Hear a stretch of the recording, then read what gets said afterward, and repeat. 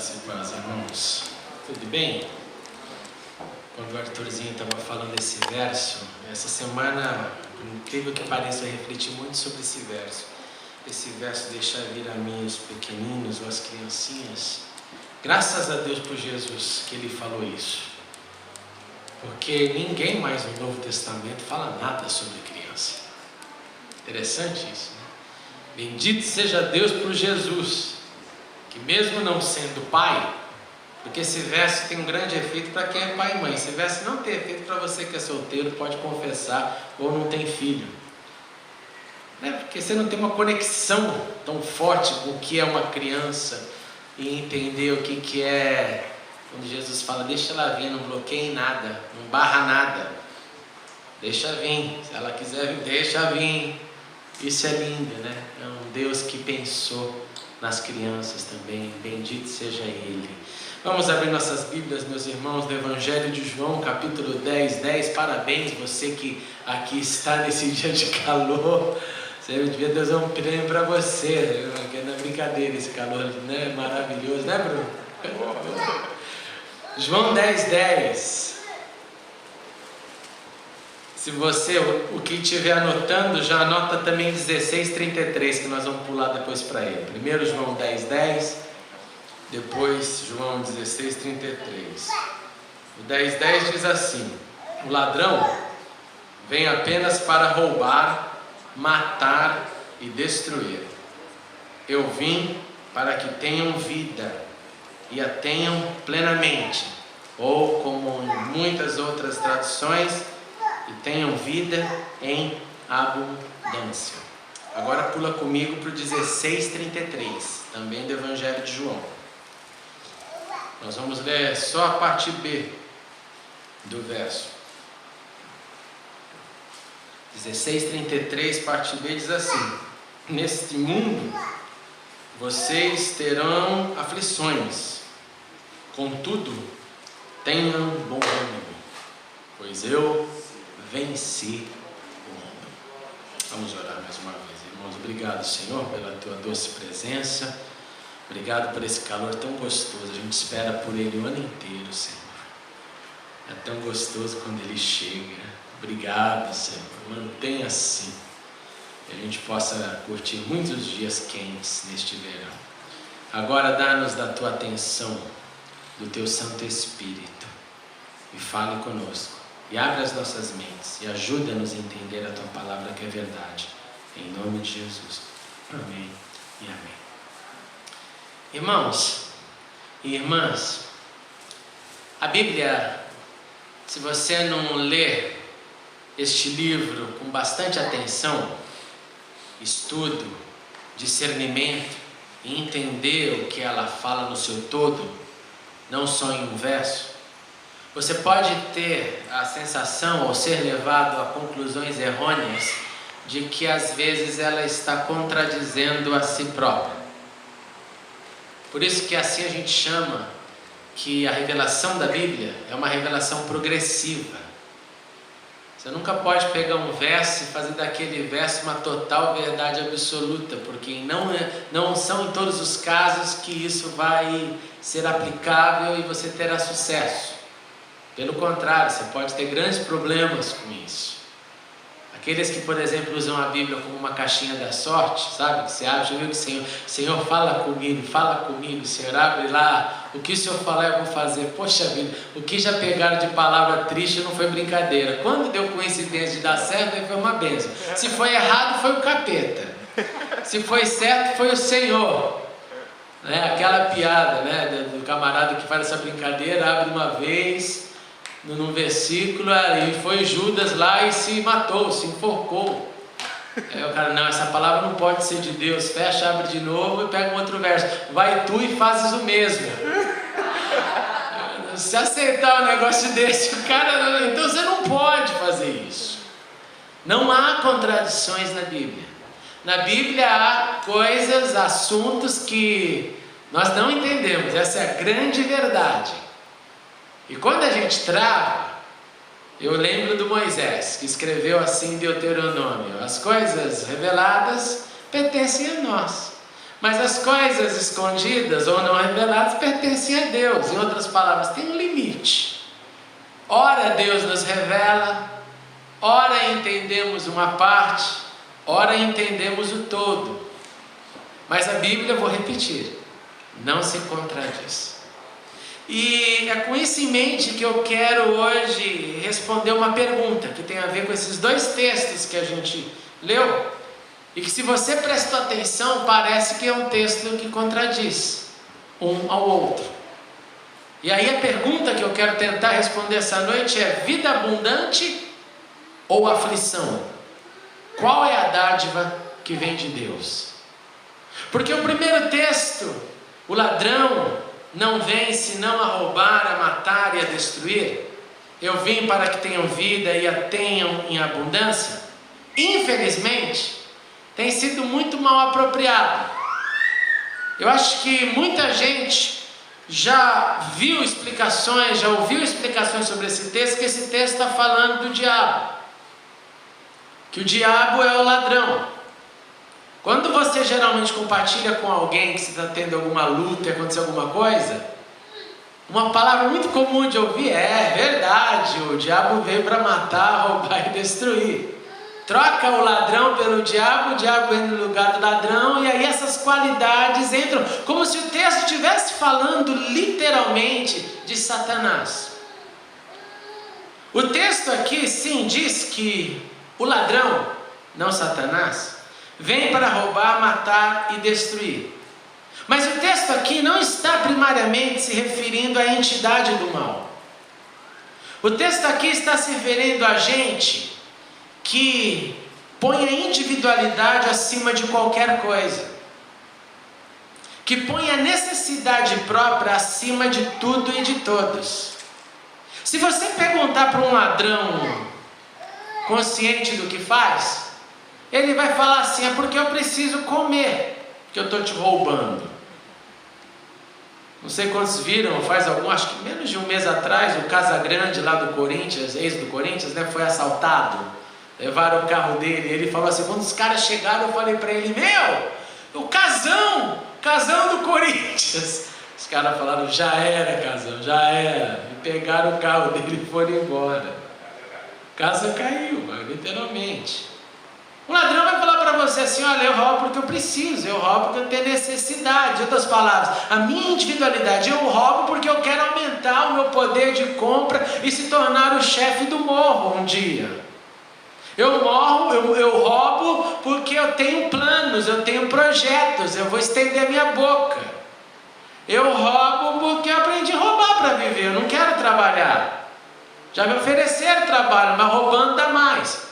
Tem também quem rouba, não com arma, mas com caneta, fazendo acesso que não devia, assinando que não devia assinar. A política é cheia desses ladrões, chamados já há tanto tempo ladrões de colarinho branco. O ladrão, ele é individualizado, ele só pensa naquilo que é bom para ele. Se for mal para todo mundo, não importa. Para ele dando certo, essa é a justificativa que ele tem. Então, quando o texto está dizendo ladrão vem para roubar, matar e destruir, ele está falando de ser humano. Ele não está falando de demônio.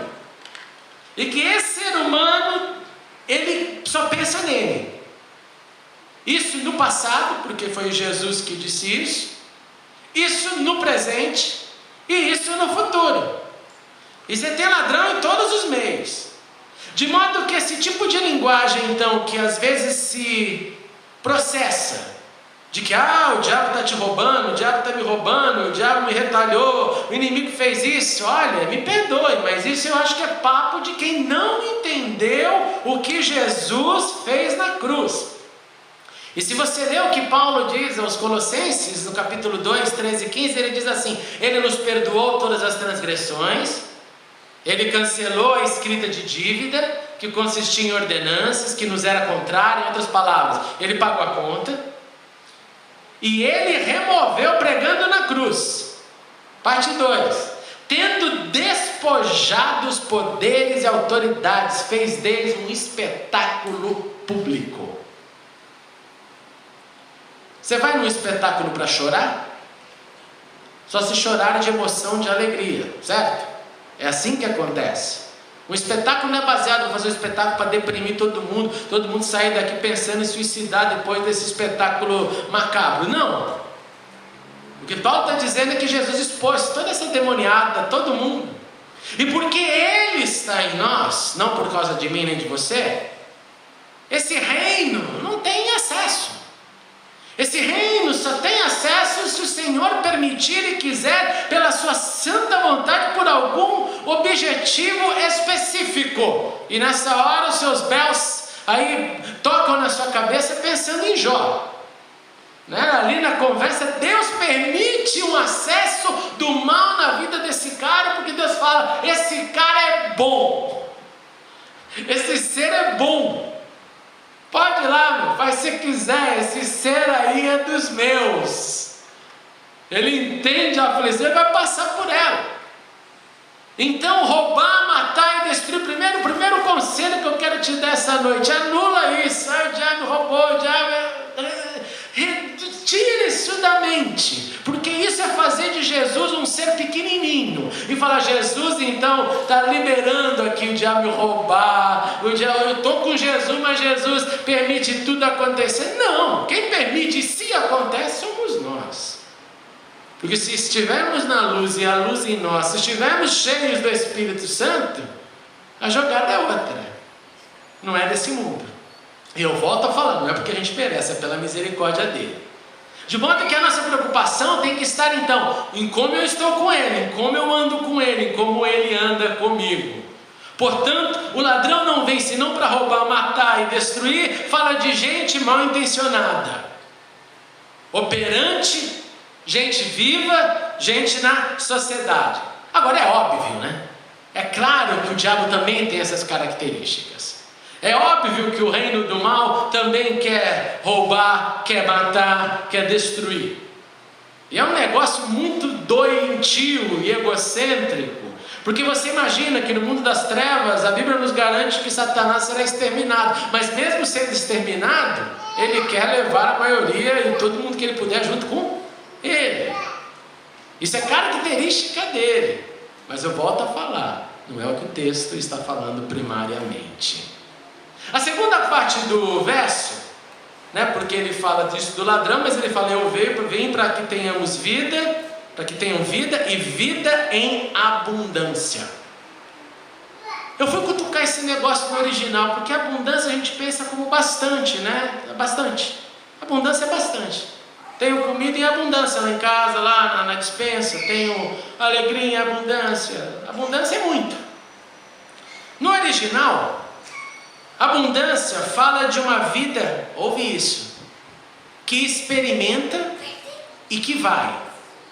Ela tenta, ela vivencia e ela prossegue além das expectativas.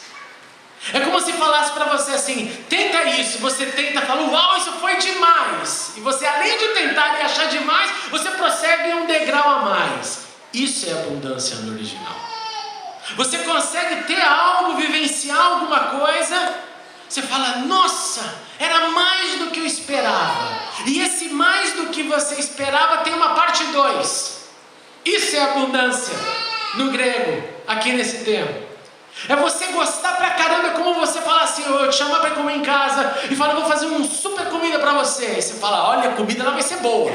Aí você come, quando você come, você fala, superou demais a comida. Eu falo, peraí que tem mais. Você fala, tem mais? Tenho. Aí eu chego com o bolo da Sicília, assim, prestígio, eu comerei ele agora. Aí você fala, uau, olha, legal. É uma abundância, é experimentar algo que já foi além das expectativas e tem ainda uma extensão para algo ainda maior e surpreendente.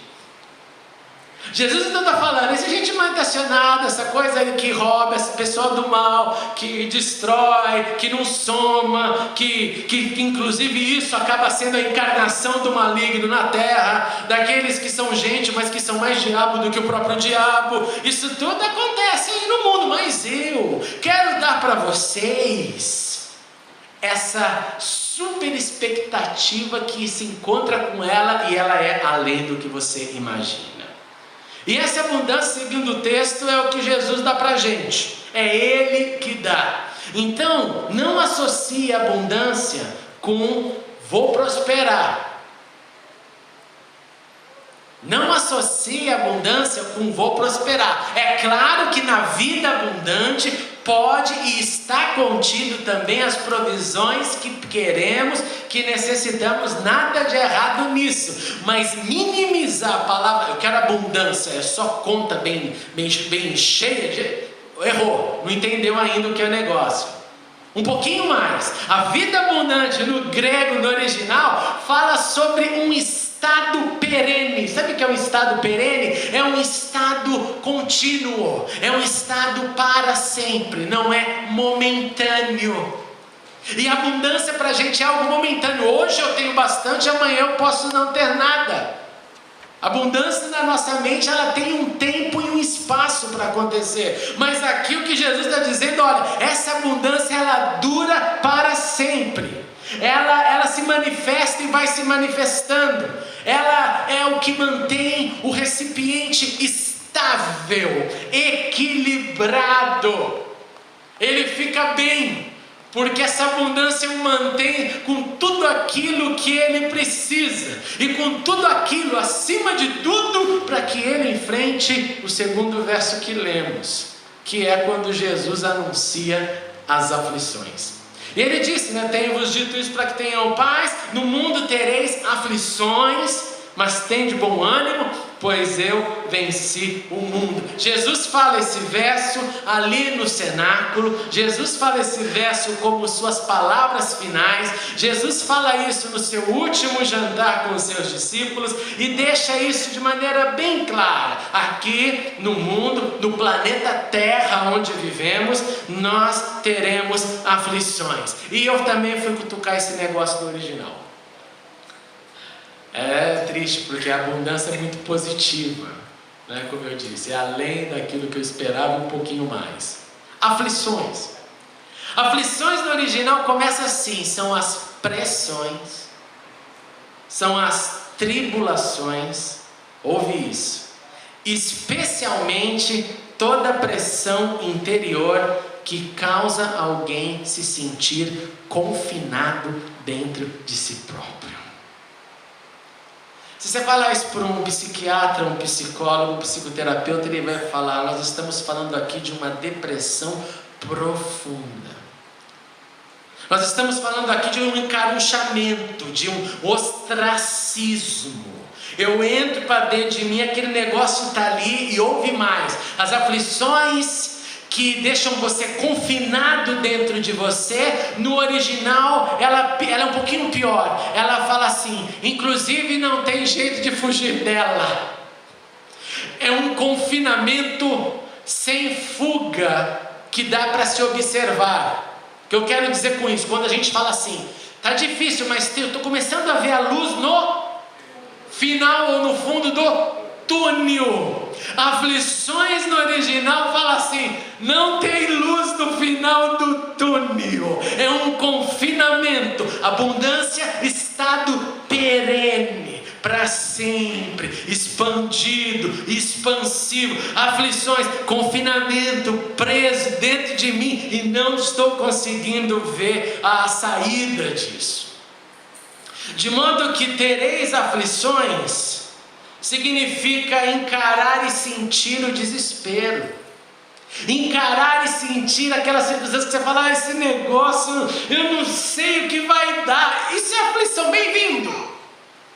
Quando você estiver vivendo isso, eu não sei o que vai dar essa história, se sinta na palavra de Deus.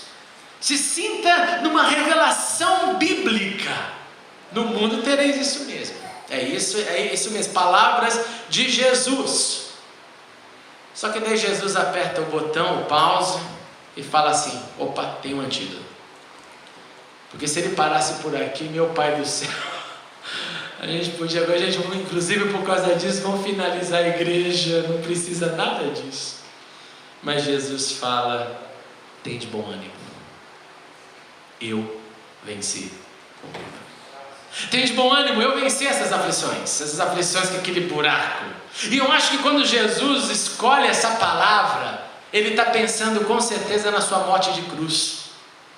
Em outras palavras, não tem luz no túnel. Eu não vou deixar de ser humilhado. Eu não vou deixar de sofrer. Eu não vou deixar de passar dor. Eu não vou deixar daquele bando de soldados que não tem nada a ver com a história. Porque Deus permitiu, eles vão me prender. Porque Deus permitiu, eles vão me chicotear. Porque Deus permitiu, eles vão me levar para o madeiro. Porque Deus permitiu, eles vão fazer todo tipo de abuso comigo. Não tem luz no fim do túnel. Eu vou ter que encarar essa aflição. Mas eu encaro-a com bom ânimo. Eu encaro-a com número 1, ânimo. O que é quando eu estou animado? A melhor forma de pensar em ânimo é pensar no contrário, no antônimo, é pensar no desânimo. Quando você e eu estamos desanimados, o que nós não fazemos? Literalmente a pergunta é a resposta: não fazemos. O desânimo, ele sufoca de uma forma que a pessoa vai simplesmente ali parando cada vez menos, desânimo, sufocamento. O que é ânimo? Fulano está muito animado com isso, ele vai para o Caribe, passar 14 dias, está mal. Ou para o Egito, né, mas fulano está animado, vai ser gostoso. O que é isso? Adrenalina, pensamento, expectativa. Vai ser bom, vai ser legal, eu vou curtir, vai me fazer sorrir. Estou animado, vou me casar. Nossa, eu lembro como se fosse hoje, quando eu marquei meu casamento. Foi assim: vou me casar, meu Pai do céu, obrigado porque chegou essa hora. Imagina, né? Pra quem não sabe, eu conheci a Cecília, eu tinha 14 anos, ela 12. Você não casa com 15 anos, né? Nem com 16, nem com 17. Tem que esperar, trabalhar, comprar os móveis. Lembra que no Brasil não tem casa já com tudo mobília, né? Você tem que comprar até o interruptor da luz ali para ligar, porque ela vem crua e nua. Adrenalina, estou animado. Essa semana eu fiquei super animado. Abri meu computador, o e-mail. O resultado dos seus 2 pesquisas está online. Eu falei: ai, Senhor, tem misericórdia, vai abrindo. Na hora que eu abri lá, para a glória de Jesus, passei nos 2. Fiquei animado, falei: obrigado, Senhor. Noite sem dormir, escrevendo, ainda falta 15 mil irmãos, mas já estou quase lá. Oh, glória, ânimo. Por que ânimo? Porque Deus está me dando vida para aprender. Eu tenho um porquê disso. Não é para passar de ano. Quem só quer passar de ano entendeu o que é escola. Está na escola para aprender a entender o que é educação. Ânimo. Verão, o sol está aí, amanhã eu vou comer um churrasco. Animado. Jesus está dizendo: nós temos que ter essa expectativa positiva, gostosa, essa vontade, essa adrenalina. Mas ânimo não é uma ação desprovida, presta atenção nisso, desprovida de luta. Ânimo no sentido bíblico vem junto com luta, vem junto inclusive com coragem. Coragem, luta, ânimo e por último, a terceira palavrinha, a vontade de encarar. Aflição, o túnel, desgama. Eu vou encarar com vontade. Eu vou dizer: aqui estou, Senhor. E se o Senhor venceu o mundo, e se o Senhor me deu a capacitação pelo Santo Espírito de vencer o mundo, eu também vou vencer o mundo contigo. Porque Ele nos deu essa condição. Por isso que Jeremias, ali no seu choro, ele diz: examine-se ou esquadrinhe, que virou música, esquadrinhemos os nossos caminhos e voltemos ao Senhor. E a conclusão disso, de além de ser grandes as suas misericórdias, é que Ele te fortalecerá. Aleluia. Os judeus têm uma forma muito bonita de falar sobre ânimo, medo, coragem. Tem uma música linda que fala: ela fala: o mundo inteiro é uma ponte estreita. Essa é a música deles da semana. O mundo inteiro é uma ponte estreita. É quase que a nossa versão do caminho estreito e do caminho largo, lembra disso? Mas a coisa mais importante é jamais ter medo. Por isso que um pai e a mãe, pegando o gancho com o que a Sandra falou aqui sobre o incentivo dos pequenininhos, um pai e uma mãe judeu trata seu filhinho assim: olha aí, meu, você vai ser um Nobel, hein? Nobel de Química, hein? Aí eu apresento: ó, esse aqui é o doutor André, esse aqui é a doutora Camila, hein? Respeita aí, porque é doutora, tenho 2 anos de idade. Mas é o desejo, é a vontade de começar a minar. Você gosta de falar: você vai estudar, meu, eu vou estar lá, eu vou pegar no seu pé, você não vai passar em branco nessa existência não. O jugo é pesado. O jugo no sentido da educação, do ânimo, você vai por quê? Aí você vai encarar o mundo com força, com vontade. Nós estávamos falando no nosso grupo lá em Sutton sobre a presença dos judeus no mundo. E um amigo, William, que tem vindo aqui conosco, falou que após a Segunda Guerra Mundial, como nós sabemos, houve um fluxo da Europa dos judeus para os Estados Unidos. E depois que eles foram da Segunda Guerra Mundial, o número de prêmio Nobel no mundo aumentou nos Estados Unidos. Preciso te falar por quê? Porque toda a população judaica tinha ido para lá. Então a grande maioria dos prêmios Nobel do mundo, mesmo se chamando americano, falando nos Estados Unidos, são judeus. Ânimo, coragem, vontade de encarar, força interior. Jesus falou as 2 palavras: no mundo tereis aflições, tende bom ânimo. O ladrão vem para roubar, matar e destruir, mas eu vim para que tenham vida plena ou vida em abundância. E a resposta que eu dou para essa pergunta, vida abundante ou aflição, qual é a dádiva que vem de Deus? É as 2.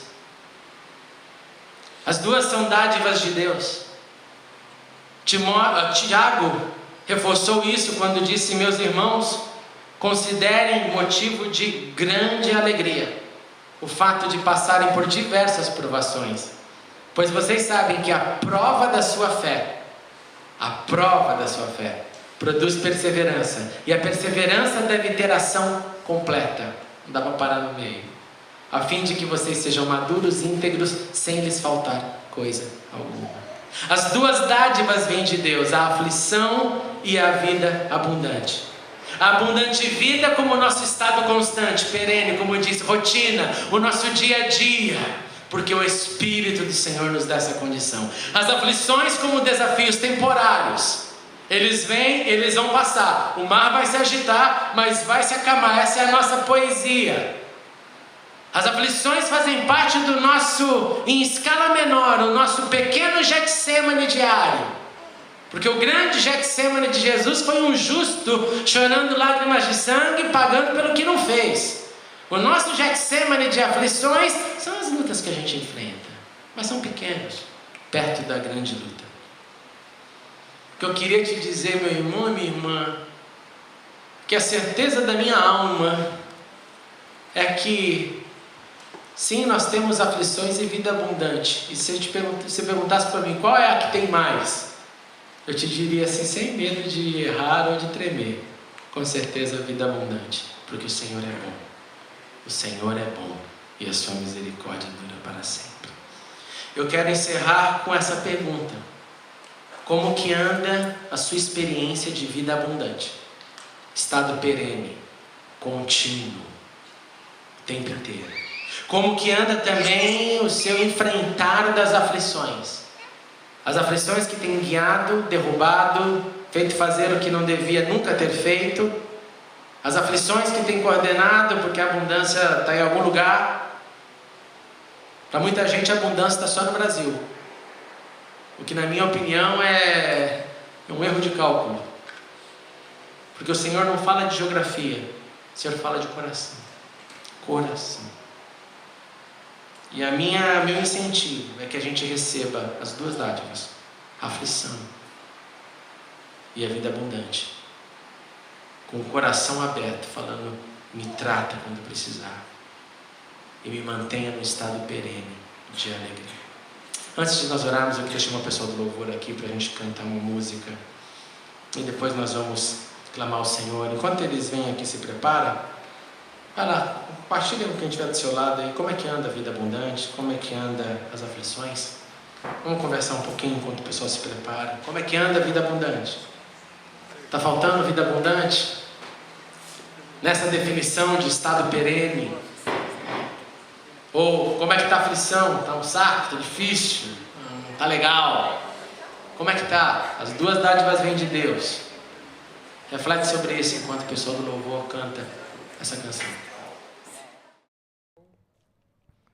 Muito obrigado por assistir a mensagem. Clique agora em inscreva-se para se cadastrar no canal e ser avisado de todas as novidades. Se você quiser ajudar na divulgação, clique em gostei e adicione o vídeo nos favoritos. Não se esqueça também de conferir as mensagens anteriores. Obrigado e até a próxima.